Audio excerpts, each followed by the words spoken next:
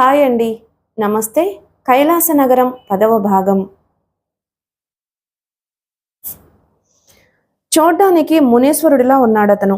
అతని వయసెంతో ఊహించటం కష్టం. శిథిలాలయంలా ఉంది అతని శరీరం. శరీరమంతా ముడతలు పడి ఉంది. జుట్టు జడలు కట్టి ఉన్నాయి.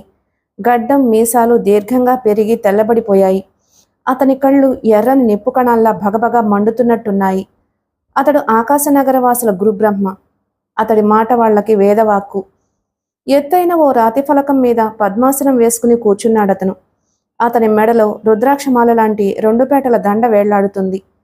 మేమతని గదిలోకి ప్రవేశించగానే తపోధ్యానంలో నుండి కళ్ళు తెరిచి చిరునవ్వు నవ్వాడు. దీర్ఘాయుష్మాన్ భవ అని ఆశీర్వదించాడు. సమరు అతని దగ్గరగా జరిగిన విషయమంతా వివరించాడు. అంతా విని గురుబ్రహ్మ మా వైపు నవ్వుతూ చూశాడు. ఆర్యావర్తనం నుండి మా ఆకాశనగర వాసుల కష్టాలు తీర్చడానికి ఎవరో ఒకరు వస్తారని నేను చెబుతూనే ఉన్నాను. మీరు రాగానే ఆ రాక్షసులు రావడం, వారిలో ఇద్దరిని మీరు సంహరించడం నాకు ఆనందంగా ఉంది. కానీ ఈ రోజుతో వాళ్ళు మమ్మల్ని హింసించటం మానుతారని నేను అనుకోను. శ్రీరాముడు రావణ బ్రహ్మను చంపే వరకు రాక్షసుల ఆగడాలు ఆగవు. అంచేత మీరు కొద్ది కాలం మాతో గడిపి ఆ రాక్షసుల పీడ మాకు వదిలించి శిష్టరక్షణ చేయండి అన్నాడు గురుబ్రహ్మ. నా మనసులో ఆలోచన బయటపెట్టడానికి ఇదే సమయం అనుకున్నాను. స్వామి, దుష్ట శిక్షణ శిష్టరక్షణ ఆర్యుల ధర్మమే అయినా మేము మరో కార్యార్థమై ఈ ప్రాంతాలకు వచ్చాము. వచ్చే పౌర్ణమి లోపున మేము కైలాస నగరం చేరాలి. అక్కడికి వెళ్ళి తిరిగి వచ్చేటప్పుడు మీరు కోరినంతకాలం ఇక్కడ ఉండి ఆ రాక్షసుల పీడ మీ అందరికీ వదిలిస్తామని నేను నా మిత్రుల తరపున మాటిస్తున్నాను. కానీ ముందు కైలాస నగరం మేము చేరేందుకు మాకు సహాయపడి ఈ నగర ద్వారానికి ఉన్న మంచును తవ్వి దారి ఏర్పరచుకునేందుకు ఆకాశనగర వాసులను మాకు తోడ్పడమని మనవి చేస్తున్నాను అన్నాను. గదిలో ఒక క్షణం నిశ్శబ్దం అలుముకుంది. గురుబ్రహ్మ ముఖం గంభీరంగా తయారైంది. నాయనా, మీ నామధేయాలు తెలుసుకోలేకపోయాను నేను అన్నాడు గురుబ్రహ్మ. నా పేరు విశాల్. ఇక నా మిత్రులు ఇటు నుండి వరుసగా గాడ్సన్, వినాయక్ డాయిగ్, సాటోలు అన్నాను మిగిలిన ముగ్గురిని చూపెడుతూ. నాయనా విశాల్, మీరు పౌర్ణమి లోపల వెళ్ళవలసిన ప్రదేశం పేరు ఏమన్నారు? కైలాస నగరం. దాన్నే ఈ ప్రాంతంలో కొందరు షాంగ్రీలా అంటారు. 100 ఏళ్లకు ఒకసారి అక్కడకు ఆకాశం నుండి దేవతలు దిగి వస్తారు అని విన్నాము. వచ్చే పౌర్ణమికి వాళ్ళు వస్తారని తెలిసి ఇందులో నిజానిజాలు తెలుసుకుని నిజంగా దేవతలు భూమి మీదకు వచ్చేటట్లయితే వాళ్ళని చూడాలని మేము బయలుదేరి వచ్చాము. అంతేకాదు, ఈ కైలాస నగరం ఉన్న పర్వత శిఖరం భూమండలంలోకెల్లా ఎత్తైన శిఖరమని కూడా విన్నాము అన్నాను నేను. గురుబ్రహ్మ సమరు వైపు చూసి ఏదో సైగ చేశాడు. వెంటనే సమరు మిగతా ఆకాశనగర వాసులు ఆ గదిలో నుంచి బయటకు నిష్క్రమించారు. నాయనా, మీరు ఏ కైలాస నగరం గురించి మాట్లాడుతున్నారో తెలియదు గాని నాకు తెలిసిన కైలాస నగరం ఈ ప్రాంతంలో ఒక్కటే ఉంది. నిజానికి దాన్ని గురించి ఈ నగరంలో నాకు తప్ప మరెవ్వరికీ తెలియదు. వాళ్ళు తెలుసుకోవలసిన అవసరం కూడా లేదనుకుంటాను. అంచేత వాళ్ళందరినీ బయటకు పంపించాను. మీరు చెప్పిన వర్ణనతో సరిపోయిన కైలాస నగరం ఈ ప్రాంతంలో ఒక్కటే ఉంది. నిజం చెప్పాలంటే ఇక్కడికి సరిగ్గా 20 ఆమడల దూరంలో ఉంది. కానీ అది దాని పేరుకు తగ్గట్టు కైలాస నగరం కాదు, రాక్షస నగరం. మా స్త్రీలను ఎత్తుకుపోయి అనుభవించి హత్య చేసి మా నగర పరివారం సంఖ్యను క్రమక్రమంగా క్షీణింపచేస్తున్న మంచు రాక్షసులు ఆ నగరం నుండే వస్తారని నాకు తెలుసు. నిజానికి ఆ మంచు రాక్షసులు ఆ కైలాస నగరం ఉండే సువర్ణ పర్వత శిఖరాన్ని కావలి కాస్తూ ఉంటారు అన్నాడు గురుబ్రహ్మ. నా గుండెలు దడదడా కొట్టుకున్నాయి. డాయగ్ గురుబ్రహ్మ మాటలను మిగిలిన ఇద్దరికీ చెప్పాడు. ఎగ్జైట్మెంట్ అందరిలోనూ పాదరసంలా పాకిపోతుంది. స్వామి, మీ మాటలు వింటుంటే మేము సరైన మార్గాన్నే వెళుతున్నామనిపిస్తుంది. ఆ కైలాస నగరానికి దారి చెబితే మేము అక్కడికి చేరుకోవడమే కాక ఆ రాక్షసుల్ని చంపి మీకు వాళ్ళ బెడద కూడా తీరుస్తాము. ఒక విషయం అర్థం కావడం లేదు. వాళ్ళు ఉంటున్న ప్రదేశం నిజమైన కైలాస నగరం కాదా? అక్కడికి దేవతలు రారా? నేను అడిగాను. గురుబ్రహ్మ ఓ నిమిషం పాటు మౌనంగా ఉండిపోయాడు. తరువాత అతి కష్టం మీద పద్మాసనం నుండి లేచి నిలబడ్డాడు. మమ్మల్ని తన వెంట రమ్మని సైగ చేసి వెనక గదిలోకి దారి తీశాడు. మేము మౌనంగా అతన్ని అనుసరించాము. లోపలి గదిలో 2 ఎర్రటి మణిదీపాలు వెలుగుతున్నాయి. దాదాపు 20 చదరపు గజాల వైశాల్యం ఉన్న గది అది. రాతి గోడల నిండా చిత్ర విచిత్రాలైన రంగుల్లో రకరకాల బొమ్మలు గీయబడి ఉన్నాయి. గురుబ్రహ్మ వేలెత్తి ఎదురుగా గోడ మీద చిత్రించబడి ఉన్న ఓ చిత్రాన్ని చూపించాడు. మేము నలుగురు ఆ చిత్రానికి దగ్గరగా వెళ్ళాము. కళ్ళప్పగించి ఆ చిత్రాన్ని చూస్తూ ఉండిపోయాము. 6 అడుగుల వెడల్పు, 4 అడుగుల పొడవు ఉంది ఆ చిత్రం. ఆ చిత్రంలో బంగారు రంగులో మెరిసిపోతున్న ఓ పర్వత శిఖరం చిత్రించబడి ఉంది. దాని చుట్టూ మేఘాలు ఆవరించుకున్నట్టు కనిపిస్తున్నాయి. అంతేకాదు, ఆ శిఖరం మీదకి రథం ఆకారంలోని ఎర్రని జ్వాల దిగుతున్నట్లుగా కూడా ఉంది. ఎర్ర మణిదీపం కాంతిపడి ఆ జ్వాల మరింత ఎర్రగా కనిపిస్తుంది. శిఖరం మీద చిన్న చిన్న ఇళ్లలాంటి వాటి ముందు నిలబడి మంచు రాక్షసులున్నారు. తాతగారు వర్ణించిన సువర్ణ శిఖరం అదే, షాంగ్రీలా అదే, కైలాసనగరం అదే, సందేహం లేదు. జీవకళ ఉట్టిపడుతున్న ఆ చిత్రం ఊహా చిత్రం కావడానికి వీలు లేదు. ఆ దృశ్యాన్ని కనులారా చూసిన అద్భుత చిత్రకారుడెవరో చిత్రించి ఉండాలి ఆ చిత్రాన్ని. God, that must be it అన్నాడు గాడ్సన్ ఊపిరి పీల్చలేనట్లు. నాలో ఎగ్జైట్మెంట్ బారోమీటర్లో పాదరసంలా పెరగసాగింది. 3000 సంవత్సరాల క్రితం ఆర్యావర్తనం నుండి మీలాగే ఈ దేవతలు విహరించే చోటును గురించి విని, దేవతలని కనులారా చూసి ఆనందించడానికి మా పూర్వీకులు కొందరు ఈ ప్రదేశానికి రావడం సంభవించింది. అయితే ఇంత దూరం వచ్చి అగ్నిరథం ఆకాశం నుంచి దిగడం వాళ్ళు చూశారు గాని, అందులో నుంచి భూమి మీదకు దిగి విహరించిన దేవతలను మాత్రం వాళ్ళు చూడలేకపోయారు. సువర్ణ శిఖరాన్ని అధిరోహించాలని వారు చేసిన ప్రయత్నాలు మంచు రాక్షసుల వల్ల విఫలమయ్యాయి. మంచు రాక్షసుల క్రూరత్వంతో వారు ఆ ప్రయత్నాన్ని మానుకున్నారు. కానీ దేవతలు దిగి వచ్చే ప్రదేశానికి దగ్గరగా ఇక్కడ చిన్న నగర నిర్మాణం ప్రారంభించారు. కాలక్రమేణా అది అభివృద్ధి పొంది 400 మంది జనాభా సుఖంగా బ్రతకగల పట్టణంగా రూపొందించింది. అంతకు మించి మనుషులు ఉండడానికి స్థలం లేదక్కడ. అంచేత జననాల విషయంలో చాలా నిక్కచ్చిగా వ్యవహరిస్తాం మేము. ఏది ఏమైనా గత 10 ఏళ్లుగా ఆ మంచు రాక్షసులు తమ స్థావరాన్ని వదిలి మా నగరం మీద పడి స్త్రీలని అపహరించుకుపోవడం మొదలుపెట్టారు. అంతకు పూర్వం వారి స్త్రీవాంఛ ఎలా తీరేదో తెలియదు గాని, వారి అపహరణ వల్ల మా నగరంలో జననాలు తగ్గిపోయి కొంతకాలానికి ఈ నగరం నిర్జనమయ్యే ప్రమాదం ఏర్పడింది. ఇంత క్రూరులైన రాక్షసుల యజమానులు దేవతలు అయ్యుండరని నా నమ్మకం. వాళ్లే నిజమైన దేవతలైనా వాళ్ళు దెయ్యాల కింద నాకు లెక్క అన్నాడు గురుబ్రహ్మ ఆవేదనగా. నేను చిత్రంగా నవ్వాను. స్వామి, ఈ రోజుతో మీకు ఆ రాక్షసుల బెడద తీరిపోయిందనే భావించండి. మీ ఆశ మా ఆశయం ఒక్కటే కావడం మన నిర్ణయానికి తిరుగులేదు. ఏదో విధంగా ఇక్కడి నుండి ఆ కైలాస నగరాన్ని చేరుకుని ఆ మంచు రాక్షసుల్ని నాశనం చేస్తాము. ఈ దేవతల రహస్యం కనుగొంటాము అన్నాను.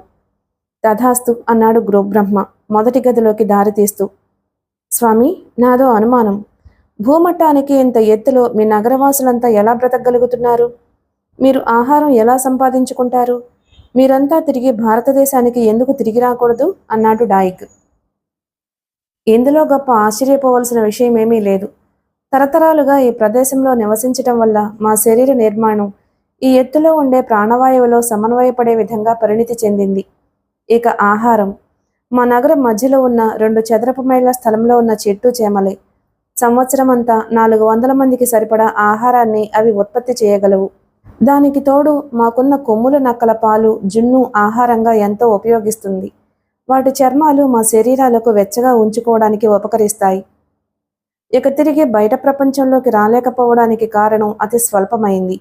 ఇంత చల్లని ప్రదేశాల్లో బ్రతికి సముద్ర మట్టానికి దగ్గరగా ఉండే వేడిని తట్టుకోలేము మేము. ఈ గుహ జీవితానికి అలవాటు పడిన మేము తిరిగి మైదాన జీవితానికి అలవాటు పడలేము. 3000 ఏళ్ల నుంచి మా జీవితం ఇలాగే ఉంది. బహుశా మరో 3000 ఏళ్లకు ఇలాగే ఉంటుందేమో అన్నాడు గురుబ్రహ్మ కాస్త విషాదంగా. అవును, ధ్రువ ప్రాంతంలో మంచులో మంచుగడ్డలతో ఇళ్లు కట్టుకుని 6 నెలలు పగలు 6 నెలలు రాత్రి జీవనం గడిపే ఎస్కిమోలు మామూలు నాగరిక ప్రపంచంలోకి ఎందుకు రాలేరు? బహుశా మీరు ఎస్కిమోల్లానేనేమో. హఠాత్తుగా నాకు సుధామ గుర్తొచ్చింది. ఈ 3000 ఏళ్ల క్రితం నాగరికత నుండి ఒక్కసారి 20వ శతాబ్దపు సంస్కృతిలోకి ప్రవేశపెడితే ఆమె తట్టుకోగలదా? Wishful thinking. స్వామి, ఇంతకు ఆ కైలాస నగరానికి దారి చెప్పారు కాదు అన్నాను నేను.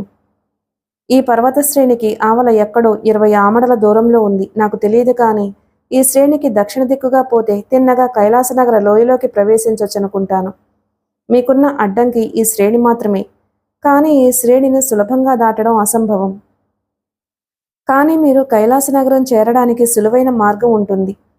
మీరు కాస్త ఓపిక చేసుకుని 4 రోజులు మా నగరంలో ఉంటే ఈరోజు దెబ్బతిన్న ఆ రాక్షసులు తిరిగి మాపై పగ తీర్చుకోవడానికి వస్తారు. మీరు తెలివిగా వాళ్లల్లో కొందరిని లొంగదీసుకోగలిగితే వాళ్ళనే వాహనాలుగా చేసుకుని మీరు కైలాస నగరం చేరొచ్చు. ఏటవాలు కొండలు ఎక్కడంలో మంచు రాక్షసుల ప్రతిభ మీరు గమనించి ఉంటారు అన్నాడు గురుబ్రహ్మ. ఆలోచన సమంజసంగానే ఉందనిపించింది. మరోసారి మంచు రాక్షసులు దాడికొస్తే వాళ్లను గాయపరచకుండా బందీలుగా ఎలా చేయాలా అనే ఆలోచనలో మునిగిపోయాను నేను. కళ్ళు మూసుకుని వెల్లకిలా పడుకుని ఆలోచిస్తున్నాను. మంచు రాక్షసుల్ని బంధించే పథకం, సుధామ సౌందర్యం మధ్య నా ఆలోచనలు నలుగుతున్నాయి. గదిలో చిన్న చప్పుడైంది. మెల్లగా కళ్ళు తెరిచాను. సుధామ. అవును, సుధామే, సందేహం లేదు. నాకు కాస్త దూరంలో నిలబడి క్రీగంట నన్ను పరీక్షగా చూస్తుంది. గదిలో వెలుగుతున్న ఒంటరి నీలి మణిదీపం కాంతిలో ఆమె సౌందర్యం మెరుగుపట్టిన బంగారంలా మెరుస్తుంది. క్షణంసేపు ఏం మాట్లాడాలో తోచలేదు. దగ్గరకు రమ్మన్నట్టు సైగ చేశాను. సిగ్గుతో ఆమె రెప్పలు జాలువారాయి. మెల్లగా నాజూకుగా తల అడ్డంగా తిప్పింది. ఎంత సౌందర్యం ఆమెలో! ప్రతి కదలికలో, ప్రతి చేష్టలో అందం సెలయరై పారుతుంది. ఆ చర్మపు ఉడుపులు తీసేసి స్వచ్ఛమైన భారతనారిలా సన్నని లేతచీర కట్టించి రవిక తొడిగించి కళ్ళకి కాటుక పెట్టి నిలబడితే ప్రపంచమంతా ఆమె అందానికి జోహారు చేసి మగవాళ్లందరూ ఆమెకు క్షణాల్లో బానిసలైపోతారు. మెల్లగా పక్క మీద నుంచి లేచి నిలబడ్డాను. శరీరంలో నరాలు రక్తం ఒరవడికి పొంగుతున్నాయి. మనసుకి మైకం కమ్మి పరవశం కలుగుతుంది. మెల్లగా ఆమెను సమీపించాను. చటుక్కున ఓ అడుగు వెనక్కి వేసి నిలబడింది. కళ్లతోనే వారిస్తున్నట్టుగా చూసింది. కన్యను సొంత అన్న కూడా తాకరాదని మా నియమం అంది మృదువుగా. చటుక్కున వెన్ను చెరిచినట్లయింది. సుధామా అన్నాను. ఎందుకో నా గొంతు నాకే బొంగురుగా వినిపించింది. నా పిలుపుకి ఆమె కళ్ళెత్తి నా వైపు చూసింది. ఆ చూపులో పారవస్యం, ఆరాధన, ప్రేమ నన్ను నిలవనీయలేదు. చటుక్కున ముందుకు దూకి ఆమెను నా కౌగిలిలో బంధించాను. నా కౌగిలిలో ఆమె శరీరం పెనుగాలికి ఊగే ఆకులా వణికింది. అప్రయత్నంగా ఆమె 2 చేతులు నా మెడను చుట్టుకున్నాయి. గడ్డం నా గుండెల మీద ఆంచి మోము పైకెత్తి నా కళ్లల్లోకి దీనంగా చూసింది. ఆమె కళ్లల్లో కోట్ల నక్షత్రాల మెరుపులు కనిపిస్తున్నాయి. ఆమె పెదవుల మీద సృష్టి రహస్యం పురివిప్పి నాట్యమాడుతుంది. నా శరీరంలో విద్యుత్తు క్షణాలలో జన్మించి అనంతకోటి వలయాలను సృష్టించి భస్మమైపోయింది. మృదువుగా ఆమె పెదవులు చుంబించాను. సృష్టిలోని తీయదనానికి శరీరానికి మైకం కమ్మింది. అలా ఎంతసేపు ఒకరి కౌగిట్లో ఒకరు ఉన్నామో తెలియదు. ఎక్కడో పుట్టాను, ఎక్కడో పెరిగాను. చివరికి భూమికి ఆకాశానికి మధ్య ఆఖరి మెట్టు మీద నా స్వప్నసుందరిని కలుసుకున్నాను. సుధామ నా కౌగిట్లోకి రాగానే జీవితంలో తెలియని తృప్తి, ప్రశాంతత ఏర్పడ్డాయనిపించింది. ఆ రాత్రి మా గాంధర్వ వివాహం మరుదినాన సమరు ఆమోదంతో సంఘబద్ధమయ్యింది. సుధామ నా అర్ధాంగి అయింది. పౌర్ణమికి ఇంకా 12 రోజులే ఉందని గురుబ్రహ్మ చెబుతున్నాడు అన్నాడు గాడ్సన్. ఎంతవరకు వచ్చింది?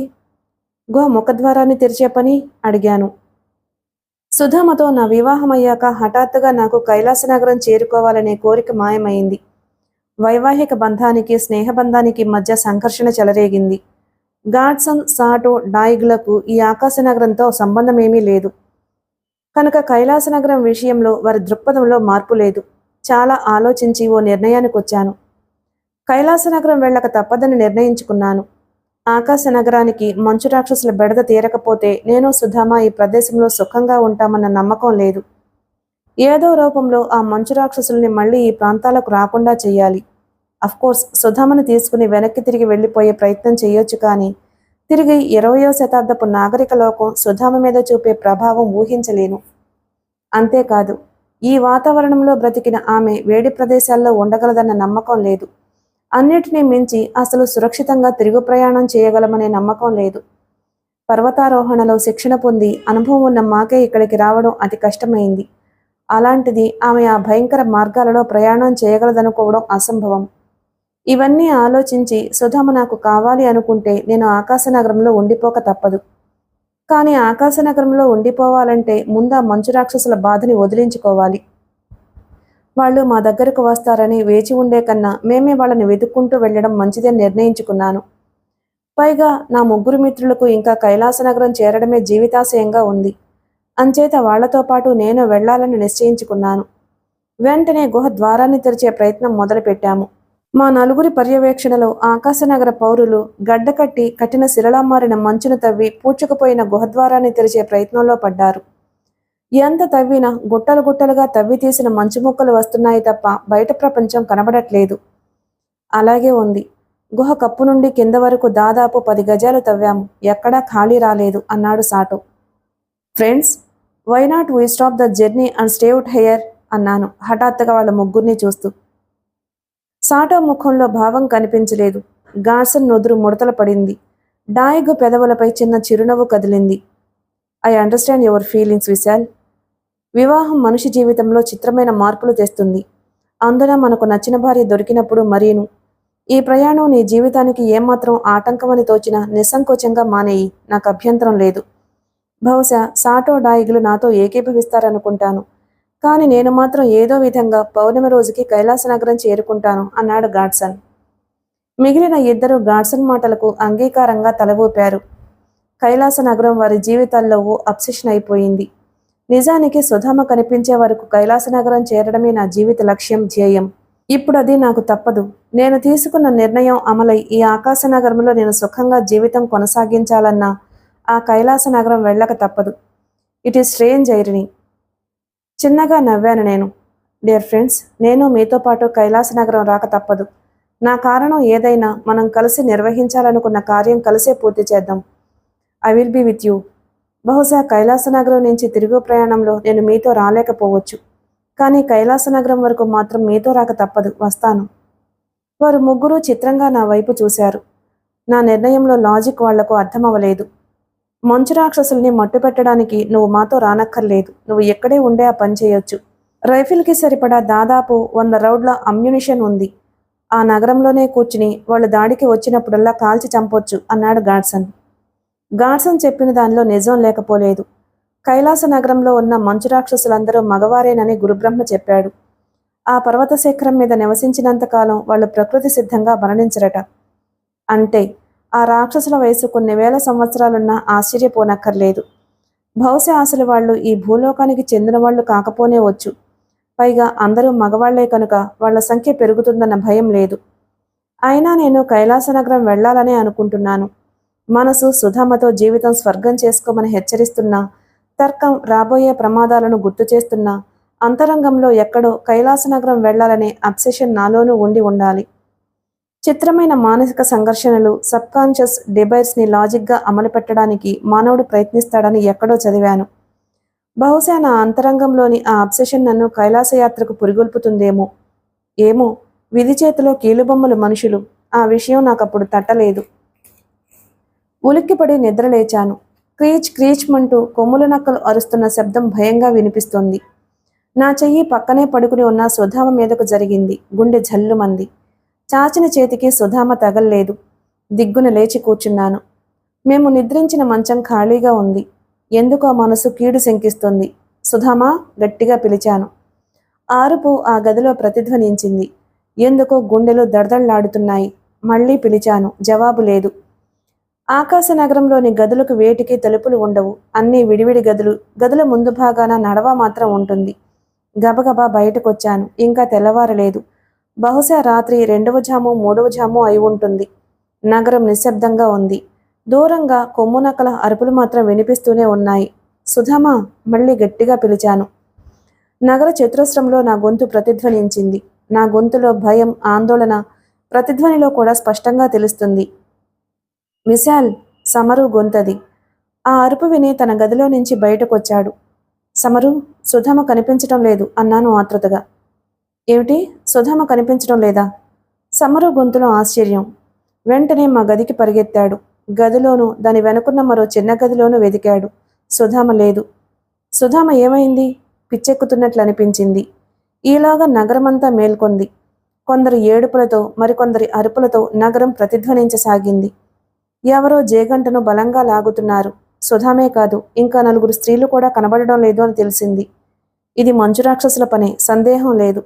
రాత్రిపూట దట్టంగా కురుస్తున్న మంచుచాటున నిశ్శబ్దంగా నగరంలో ప్రవేశించి స్త్రీలను ఎత్తుకుపోయారు. నా సుధామని ఎత్తుకుపోయారు. గుండెల్లో బాధ, ఆందోళన, నిస్సహాయత కలుగుతున్నాయి. కళ్ళ వెంట ధారాపాతంగా నీళ్లు కారుతున్నాయి. కసి కలుగుతుంది. ఆ మంచు రాక్షసులందరినీ ఒత్త చేతులతో గొంతు నులిమి పొట్ట చీల్చి చంపాలనిపిస్తుంది. ఏమైపోతుంది నా సుధామ? ఏం చేస్తారు వాళ్ళు నా సుధామని? భగవాన్, ఎందుకు ఈ పరీక్ష? ఎందుకు నీకు ఈ కోపం నా మీద? ఎందుకు నేను సుధామని కలుసుకునేలా చేశావు? మళ్ళీ ఎందుకు ఎంతలోనే ఈ ఎడబాటు? గుండెలు మండుతున్నాయి. బాధతో, కోపంతో, కసితో శరీరం ఊగిపోతుంది. గదిలోకి పరిగెత్తాను. భద్రంగా ఓ మూలదాచిన రైఫిల్ బయటికి తీశాను. చకచక ఓ అమ్యునేషన్ క్లిప్ అందులోకి లోడ్ చేశాను. మిగిలిన అమ్యునేషన్ ఉన్న సంచి నడుముకి కట్టుకున్నాను. బ్యాక్ ప్యాక్లో నుంచి ఇన్సులేటెడ్ డ్రెస్ తీసి వేసుకున్నాను. విశాల్, ఏమిటి తొందర? ఇంత రాత్రిలో ఎక్కడికి వెళ్దామని, ఎలా వెళదామని అంటున్నాడు సమరు. నాలోని ఉద్రేకం ఆగడం లేదు. గుండెల్లో బాధ మనసును మెలిపెడుతుంది. సమరు ఆ క్షణంలో నాకు ఒత్త వెధవలా కనిపించాడు. లే, అడ్డు తొలుగు. ఈ నగరానికి నువ్వు నాయకుడివి ఎలా అయ్యావో నాకు అర్థం కావడం లేదు. నగరంలో స్త్రీలను ఎవరో రాక్షసముండా కొడుకులు అపహరించుకు పారిపోతుంటే ఎవడో వచ్చి రక్షిస్తాడని చేతులు ముడుచుకుని కూర్చున్న వెధవలు మీరందరూ.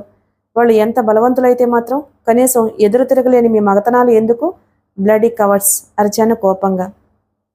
డ్యామ్ ది ఆకాశ నగరం, డ్యామ్ ది సమరు అండ్ డ్యామ్ హిస్ గురు బ్రహ్మ. నా జీవిత సర్వస్వం నా సుధామ నా నుంచి పోయిన నాడు వీళ్ళు ఎవ్వరిని లెక్క చేయవలసిన అవసరం నాకు లేదు. క్షణాల్లో నా జీవితానికి అర్థం పరమార్థం మారిపోయాయి.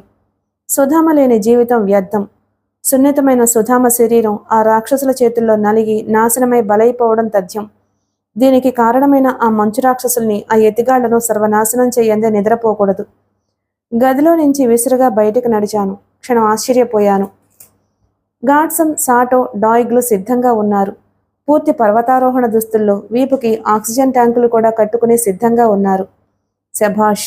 మిత్రులంటే వీళ్ళు. ప్రాణానికి ప్రాణం ఇచ్చేవాళ్ళు, కష్టాల్లో కష్టాన్ని పంచుకునేవాళ్ళు, ఆవేదనలో అలసట తీర్చేవాళ్ళు. కళ్ళంట నీళ్లు గిర్రున తిరిగాయి. Take it easy Vishal, take it easy అన్నాడు గాడ్సన్ అమాయకంగా భుజం తడుతూ. ఎలా ఎలా చెప్పు మై డియర్ ఫ్రెండ్, ఎలా జీవితాన్ని ఈజీగా తీసుకోను? నా లైఫ్లో ఈజీనెస్ సుధామ అనుకుంటే ఆమె లేనప్పుడు ఇంకా ఈజీగా ఎలా ఉండను ఫ్రెండ్ అన్నాను బాధగా. డోంట్ వరీ విశాల్, మేము నీతో ఉన్నాము, నీతోనే ఉంటాము. Let's go and find the bastards అన్నాడు డాయిగ్ ఓ ఆక్సిజన్ సిలిండర్ నా వీపు మీద పెడుతూ. That's right Vishal, let's go and find the bastards and blast them అన్నాడు సాటో కసిగా. వాళ్ళ ప్రోత్సాహం, ఉత్సాహం నాలో కొండంత ధైర్యాన్ని కలగచేశాయి. నా చెయ్యి అప్రయత్నంగా శివముద్రను తాకింది. శరీరంలో విద్యుత్ ప్రవహించినట్లయింది. మనసు యథాస్థానానికి చేరుకోసాగింది. హౌ టు స్టార్ట్ అన్నాను, ఈ పర్వతాల మధ్య ఆకాశనగరంలోంచి ఎలా బయటపడాలో తెలియక. విశాల్, ఉదయం వరకు ఆగలేవా? ఈ చీకటిలో, మంచులో ముందుకు సాగడం అసాధ్యం. ఈలోగా ఏదైనా పథకం వేద్దాం అన్నాడు సమరు. క్రీచ్ క్రీచ్ మని అరుపు వినిపించింది. ఆ అరుపు చాలా బాధాకరంగా, భయానకంగా ఉంది. చూస్తూ ఉండగానే కొమ్ముల నక్క ఒకటి రొప్పుతూ మా ముందుకొచ్చింది. దాని శరీరం మీద బొచ్చంతా రాలిపోయి అసహ్యంగా ఉంది. దాని నోట్లోంచి, ముక్కుల్లోంచి రక్తం విపరీతంగా కారుతుంది. దాని పళ్ల మధ్య నుంచి తెల్లటి వస్తువేదో ఉంది. ముందుకు వంగి దాన్ని బయటకు లాగాను. అది మంచు రాక్షసుడి చర్మంలో ఓ భాగం. తెల్లని బొచ్చుతో సహా ఈ కొమ్ముల నక్క వాడిని కొరికి ఉండాలి.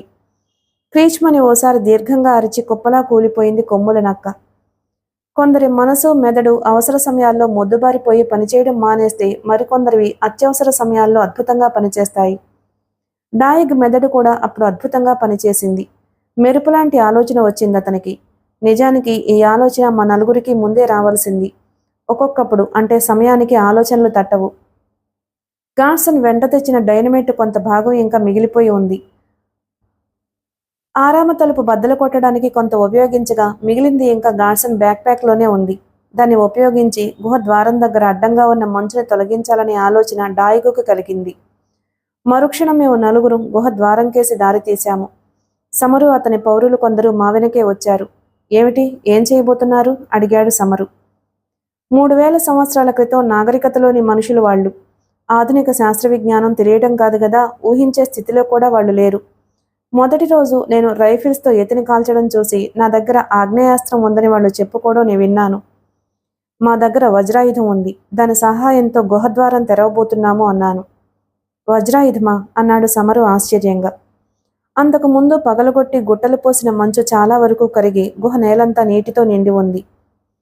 ఓ మణిదీపం సహాయంతో గుహలో వెలుతురు వచ్చే ఏర్పాటు చేశాము. గుహ పైభాగం మంచు గోడకి, గుహ రాతికి మధ్యన డైనమైట్ పెడితే ఆ మంచు దగ్గర రాయి పగిలి పైన ఉన్న మంచు కదిలి దారి ఏర్పడుతుందని అభిప్రాయపడ్డాము. సాటో ఐస్యాక్స్ తీసుకుని 10 గజాల వరకు తవ్విన సొరంగం నుంచి గుహ కప్పు భాగం అందుకోవడానికి వీలుగా సన్నని మెట్టు చెక్కసాగాడు. అరగంటలో ఒక్కొక్కటి అడుగు ఎత్తు చొప్పున 15 మెట్లు చెక్కాడు. చివరి మెట్ల మీద నిలబడితే గుహ కప్పు అంచు సులభంగా అందుతుంది. తన దగ్గర ఉన్న హంటింగ్ నైఫ్, ఐస్ యాక్స్ కలిపి ఉపయోగిస్తూ రాయి మంచు కలిసిన చోట కప్పులో ఓ అడుగు లోతున కంత తవ్వాడు.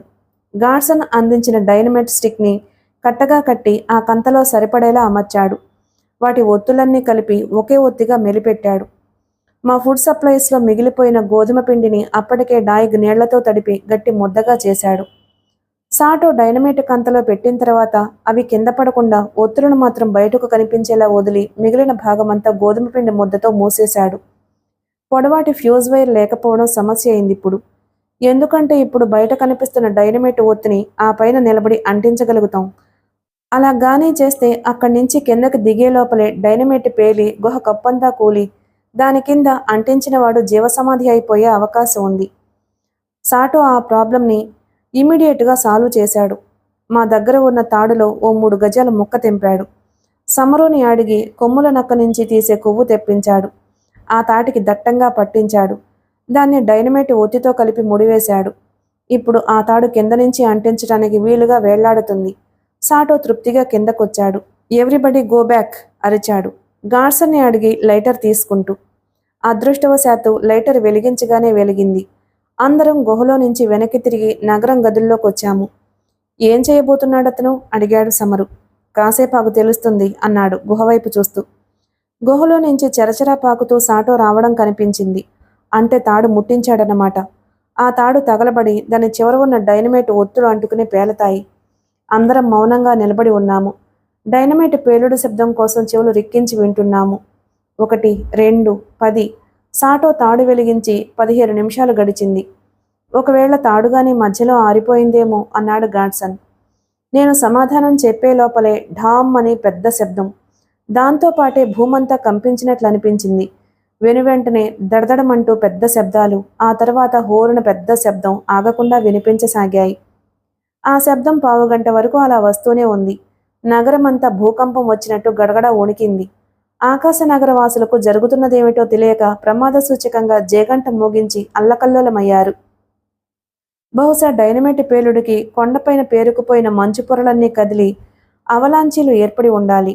రాయిలా గట్టిపడిన మంచు ముక్కలయ్యి కొండ పైభాగం నుంచి జారుతూ కింద లోయను నింపేసి ఉండాలి. ఆగకుండా జోరున వస్తున్నది ఆ శబ్దం అయి ఉంటుంది. అరగంట తర్వాత గానీ ప్రశాంతత ఏర్పడలేదు. అందరము తిరిగి గుహలోకి ప్రవేశించాము. నల్లని గుహ కప్పులో నుంచి తెల్లని మబ్బులున్న ఆకాశం కనిపిస్తుంది. దాదాపు 2 గజాల వెడల్పున పెద్ద రంధ్రం ఏర్పడింది. పొడి పొడి ముక్కలైన మంచు ఇంకా ఆ రంధ్రంలోంచి గుహలోకి పడుతూనే ఉంది. లెట్స్ గో అన్నాను ఉత్సాహంగా. మా సహనానికి ఇది పరీక్ష, మా శక్తికి ఓ సవాలు, మా మనోనిబ్బరానికి ఇది ఆఖరి దశ. మంచు, ఎటు చూసిన మంచు, తెల్లని మంచు, దారంతా మంచు, చుట్టూ కొండల నిండా మంచు, ముందు వెనుక పక్కల భూమి మీద మంచు, చివరికి ఆకాశంలోంచి కూడా పూలవానలా మంచు. పెద్ద మంచు ఎడారిలో ప్రయాణం చేస్తున్నట్లుగా ఉంది. ఎంత నడిచినా ఆ కైలాసనగర లోయ కంటికి కనిపించేటట్టు లేదు. ఇప్పటికీ 8 రోజులు నడిచాము. 4వ రోజు నుంచి మొదలైంది మంచు తుఫాను. మెల్లమెల్లగా కొద్ది కొద్దిగా పూలరేకుల్లాంటి మంచు కురవడం మొదలుపెట్టింది. దాంతోపాటు గాలి, బ్రహ్మాండమైన గాలి అతి వేగంగా వీస్తుంది. అదృష్టవశాత్తు గాలివాలు మేము వెళ్తున్న వైపుకు ఉండడం వల్ల మా ప్రయాణం కాస్త సులభమైంది. అదే ఎదురుగా అయితే ఒక్క అడుగు ముందుకు పడి ఉండేది కాదు. బుల్లెట్ల ఐగ్లాసెస్కు వచ్చి తగిలే మంచు ముక్కల వల్ల ముందు కనిపించిన అఖాతంలో కాలుజారి పడి ప్రాణాలు పోగొట్టుకునేవాళ్లం.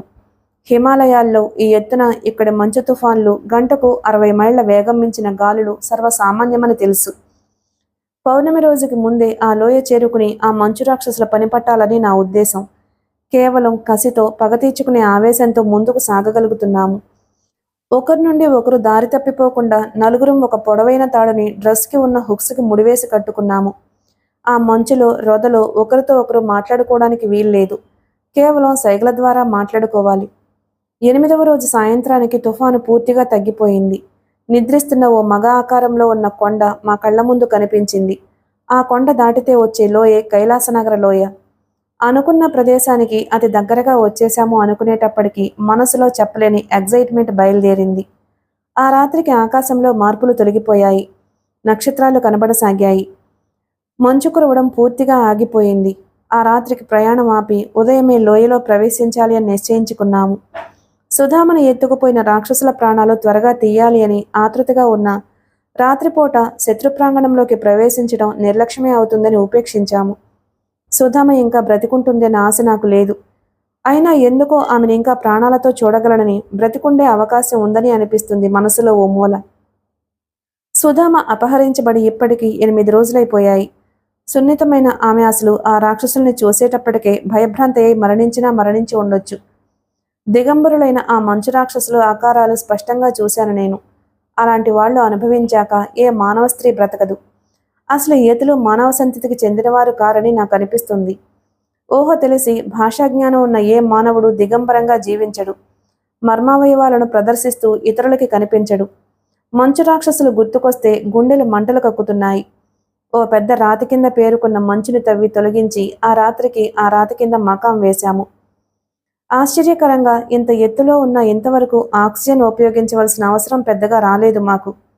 తుఫాను మరీ ఎక్కువగా ఉండి గాలికి విపరీతంగా మంచు పడినప్పుడు 1-2 గంటలు అప్పుడప్పుడు ఉపయోగించాము అంతే. సముద్ర మట్టానికి మేమున్న ప్రదేశం దాదాపు 25,000 అడుగుల ఎత్తులో ఉంటుందని అంచనా వేశాడు గాడ్సన్. మేము వెంట తెచ్చుకున్న అమరఘన మా ఆకలి తీరడానికి శక్తినివ్వడానికి బాగా ఉపయోగించింది.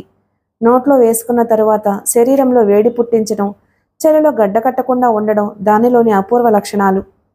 మొదట మేము తెచ్చుకున్న టిన్ ఫుడ్ గాని అయితే వేడి చేయందే మాకు ఏ రకంగా ఉపయోగపడేది కాదు. వేడి చేయకుండా తినాలంటే ఈ -0 టెంపరేచర్లో మంచు ముక్కలే నయం, అంత గడ్డకట్టేస్తుంది టిన్ ఫుడ్. రాత్రి సగం గడిచేటప్పటికి చంద్రుడు ఉదయించాడు. నీలమైన ఆకాశం, చుట్టూ తెల్లగా మెరిసిపోతున్న మంచు కొండలు. అద్భుతంగా ఉంది ఆ దృశ్యం చూడ్డానికి. చంద్రుడు దాదాపు పూర్ణచంద్రుడిలా ఉన్నాడు. బహుశా రేపు ఈ సమయానికి పూర్ణచంద్రుడు వచ్చేటప్పటికి అగ్నిరథంలో దేవతలు దిగుతారనుకుంటాను. అగ్నిరథం వచ్చేటప్పటికి వాళ్ళు తొత్తులైన మంచు రాక్షస జాతిని మట్టు పెట్టాలి. రేపు ఉదయానికి వాతావరణం ఇలాగే ప్రశాంతంగా ఉంచమని దేవుణ్ణి ప్రార్థించసాగాను. బలవంతుడైన శత్రువుని ఎదుర్కోవడానికి ప్రకృతి తోడ్పాటు కూడా ఉండాలి. మర్నాడు ఉదయం 6ంటికి సూర్యోదయం అయింది. నిర్మలమైన ఆకాశం, వెచ్చని సూర్యకిరణాలు మేల్కొల్పు పాడాయి మాకు. Today is the grand performance day అన్నాడు గాడ్సన్ బైనాక్యులర్స్ అడ్జస్ట్ చేసి దక్షిణం వైపుకు చూస్తూ.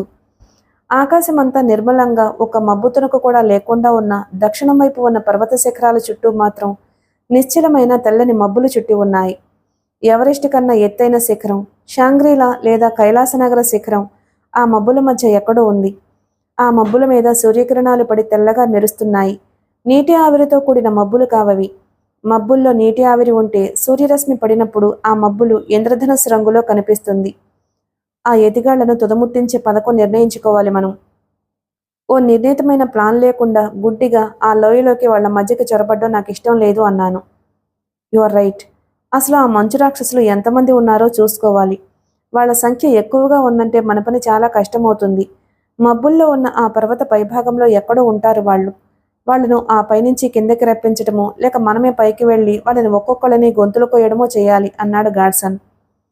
తాతగారి ఉత్తరం ప్రకారం వాళ్ల సంఖ్య 4-5 కన్నా ఎక్కువ ఉన్నట్టు లేదు అన్నాను నేను. I'm not sure. ఆకాశ నగరం మీద దాడికి 4 వచ్చారు. అందులో 2 చంపాం మనం, 2 పారిపోయారు. మళ్ళీ రాత్రి 5 అపహరించారు అంటే కనీసం 5 వచ్చుండాలి. వాళ్ళు శిఖరానికి కాపలాగా ఉండవలసిన వాళ్ళు. అందరూ వచ్చి ఉండరు గనక వాళ్ళ సంఖ్య డెఫినెట్గా 5కు మించి ఉంటుంది అన్నాడు డాయిగ్. ఇక్కడి నుంచి ఆలోచించే ప్రయోజనం లేదు. ఆ లోయ దరిదాపులకు వెళ్ళి పరిశీలిస్తే వాళ్ళు ఎంతమంది ఉన్నది అంచనా దొరకొచ్చు మనకి అన్నాడు సాటో. మరో విషయం, ఆ మంచు మనిషి మనలో ఎవరికన్నా హఠాత్తుగా తటస్థపడి దగ్గర నుంచి ముఖాముఖి ఎదుర్కోవడం సంభవిస్తే వాడి కళ్ళలోకి ఎవ్వరూ చూడకండి. ఈ మంచు మనుషులకి హిప్నాటిక్ పవర్స్ ఉన్నట్టు తాతగారి ఉత్తరంలో ఉంది అన్నాను.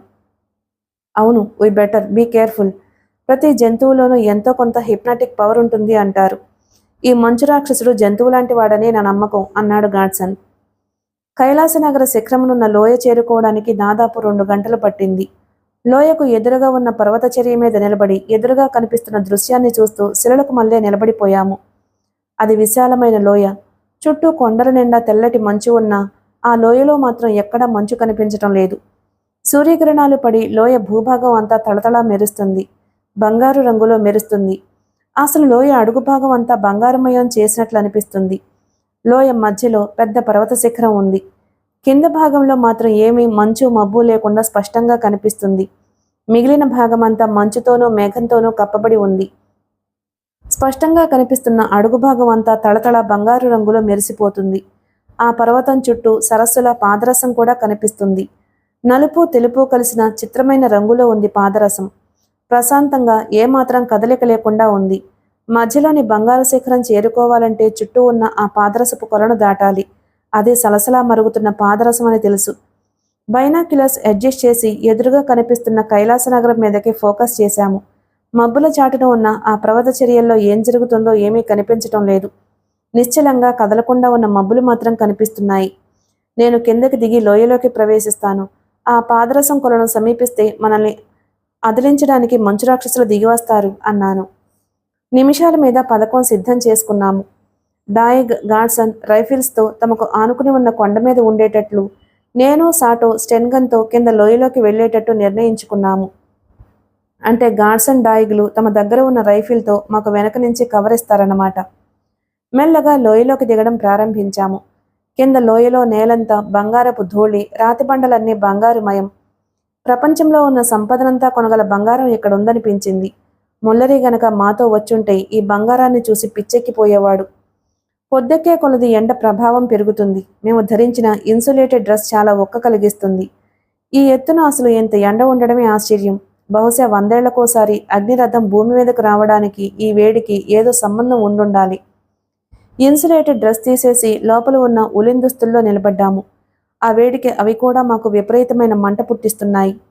చివరికి లోపల ఉన్న లైనన్ బనియను, ప్యాంటు తప్ప మిగిలిన దుస్తులన్నీ తీసేశాము. బహుశా గాడ్సన్, డాయిగులు కూడా మా వెనుక కొండ మీద అదే పని చేస్తూ ఉండాలి. విపరీతమైన వేడికి శరీరం చెమటలు కక్కుతుంది. ఎందుకైనా మంచిదని ఆకాశనగరం నుంచి బయలుదేరి వచ్చేటప్పుడు నలుగురుము వాటర్ క్యాన్స్తో నీరు తెచ్చుకున్నాము. ఈ 9 రోజులు వాటిని కొద్దిగానే ఉపయోగించాము. ఇంకా చెమట ధారగా కారుతుంటే కొంతసేపటికి విపరీతంగా దాహమావక తప్పదు. ముందు హంటింగ్ నైఫ్ చేత్తో పట్టుకుని నేను, నా వెనుక స్టెన్గన్తో సాటో నడవసాగాము. పాదరసం కోనేరు దగ్గరకు నడిచే కొలది వేడి మరింత ఉధృతం కాసాగింది. చుట్టుపక్కల అన్ని ప్రాంతాల్లో మంచు ఉన్నా ఈ లోయలో మంచు లేకపోవడానికి కారణం అప్పుడు తట్టింది. ఈ మరుగుతున్న పాదరసం వేడికి ఈ చుట్టుపక్కల మంచు పడ్డా క్షణంలో కరిగిపోతుంది. కొలల మధ్య సువర్ణ పర్వతం సూర్యకిరణాలు పడి మిలమిలా మెరుస్తుంది. మేమున్న చోటు నుంచి బహుశా 100 గజాల దూరంలో ఉంటుంది. కానీ ఈ 100 గజాల పాదరసపు కోనేరును దాటడం అతి క్లిష్టమైన విషయం. మిగిలిన కథ తరువాయి భాగంలో విందాం. Please like and subscribe my channel. Thank you.